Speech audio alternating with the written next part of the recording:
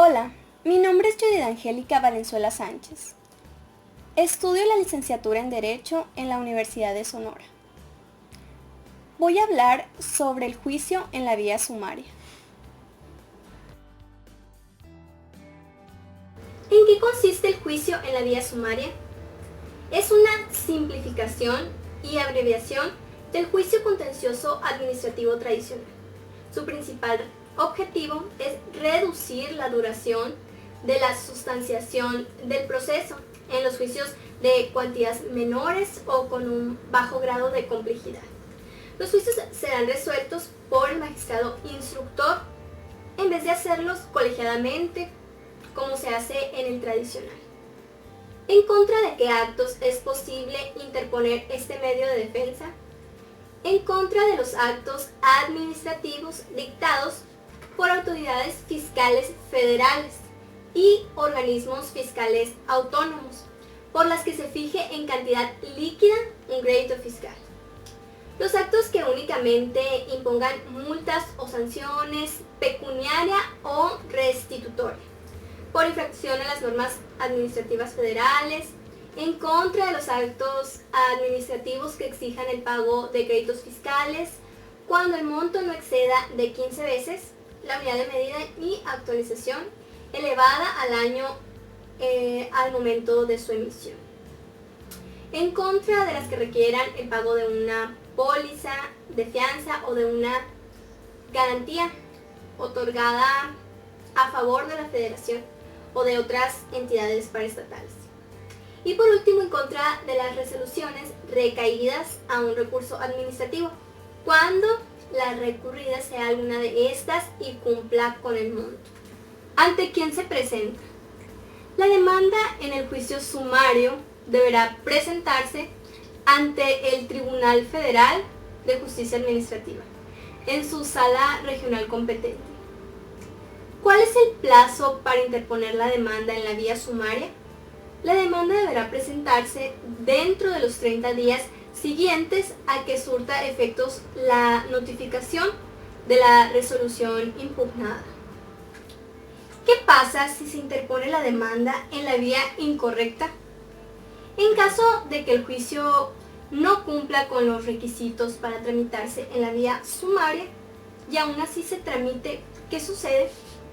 Mientras no haya quedado cerrada la instrucción, el magistrado instructor deberá reconducirlo por la vía correcta.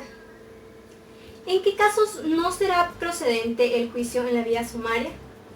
Si no se encuentra en alguno de los supuestos previstos en el artículo 58-2. Si simultáneamente a la impugnación de una resolución de las señaladas en el artículo anterior, se controvierta una regla administrativa de carácter general. Si se trata de sanciones económicas en materia de responsabilidades administrativas de los servidores públicos o de sanciones por responsabilidad resarcitoria a que se refiere el capítulo 2 del título 5 de la Ley de Fiscalización y Rendición de Cuentas de la Federación. Si se trata de multas por infracciones a las normas de materia de propiedad intelectual, si se trata de resoluciones que además de imponer una multa o sanción pecuniaria, incluyen alguna otra carga u obligación, o cuando el oferente de una prueba testimonial no pueda presentar a las personas señaladas como testigos. Etapas del procedimiento. ¿Cuáles son las etapas del procedimiento? Número 1. Admisión de demanda.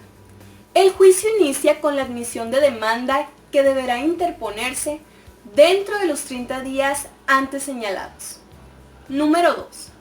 Contestación de demanda. Posteriormente se correrá traslado a la autoridad para que conteste dentro del término de 15 días. Número 3. Ampliación de la demanda. Después de la contestación, la parte actora podrá ampliar la demanda. Esto deberá hacerse dentro de un plazo de 5 días siguientes a aquel en que surte efectos la notificación del auto que tenga por presentada la contestación. Número 4. Contestación de la demanda. Y así, la autoridad podrá contestar a la ampliación de la demanda dentro de los 5 días siguientes a aquel en que surte efectos la notificación del traslado de la ampliación. Número 5. Pruebas. Las pruebas en el juicio de la vía sumaria se desahogarán a más tardar 10 días antes del cierre de la instrucción. Número 6. Incidentes. Los incidentes podrán promoverse dentro de los 10 días siguientes a aquel en que surtió efectos la notificación del auto que tuvo por presentada la contestación de demanda, o en su caso la contestación de la ampliación. Número 7. Medidas cautelares. El magistrado instructor podrá decretar la resolución provisional o definitiva que corresponda a las medidas cautelares. Contra la resolución dictada por el magistrado instructor procederá el recurso de reclamación ante la sala regional en la que se encuentra el juicio. Número 8. Alegatos. Los alegatos se podrán presentar hasta antes del cierre de instrucción. Una vez integrado el expediente, se otorgará un término de 3 días para formularlos. Número 9. Cierre de instrucción. Y posteriormente se procederá al cierre de la instrucción, que se deberá hacer dentro de los 60 días siguientes a la emisión del auto de admisión de demanda.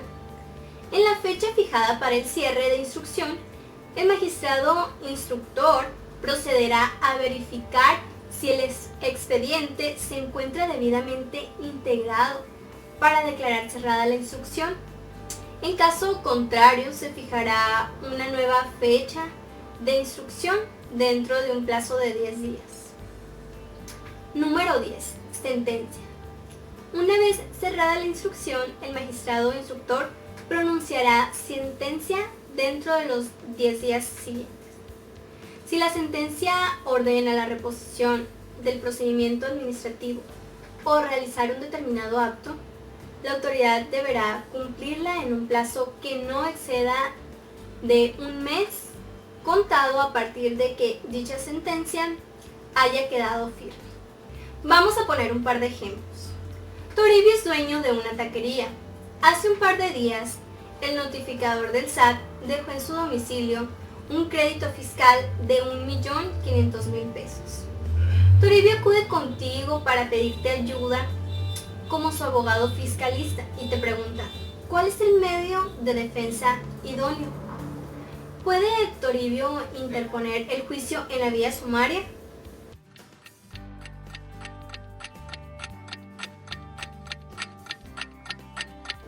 La respuesta es no. Con base en el artículo 58-2 de la Ley Federal del Procedimiento Contencioso Administrativo, la cuantía de las resoluciones a impugnar no debe ser mayor a 15 veces el salario mínimo general vigente en el Distrito Federal, elevado al año al momento de su emisión. Otro ejemplo. María es dueña de una zapatería. El día 12 de noviembre de 2020, el mismo notificador que notificó a Toribio tocó la puerta de su zapatería y le fincó un crédito fiscal de 300.000 pesos. María de igual manera acude contigo como abogado para preguntarte si puede presentar el juicio contencioso en la vía sumaria. ¿Tú qué le contestas? ¿Puede María interponer el juicio en la vía sumaria?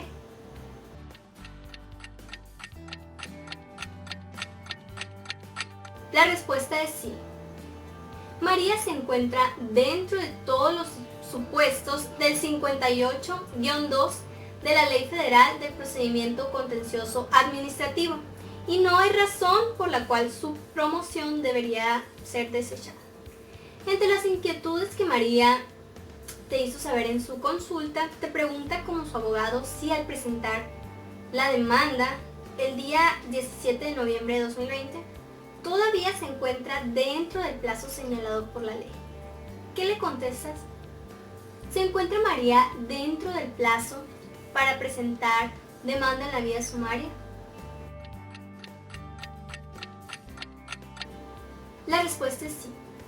Se encuentra dentro del plazo ya que con base en el mismo artículo 58-2 cuenta con un plazo de 30 días hábiles desde que surte efectos la notificación de la resolución impugnada para promover el juicio en la vía sumaria.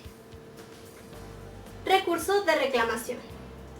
Como ya dije anteriormente, en el juicio de la vía sumaria se puede presentar el recurso de reclamación.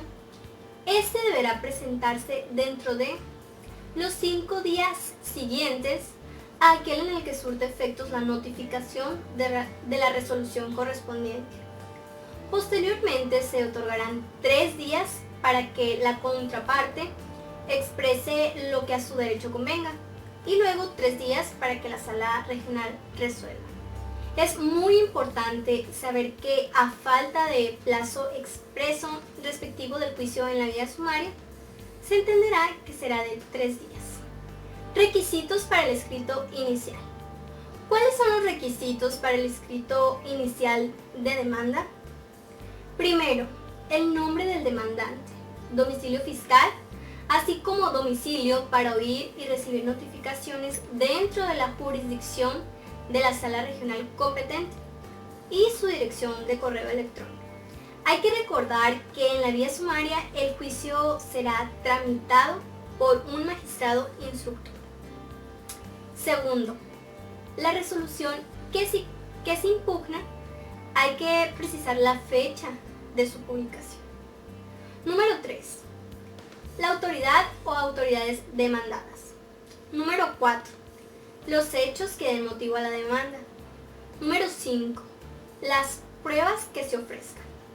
En caso de que se ofrezca prueba pericial o testimonial, se precisarán los hechos sobre los que deban versar y señalarán los nombres y domicilios del perito o de los testigos.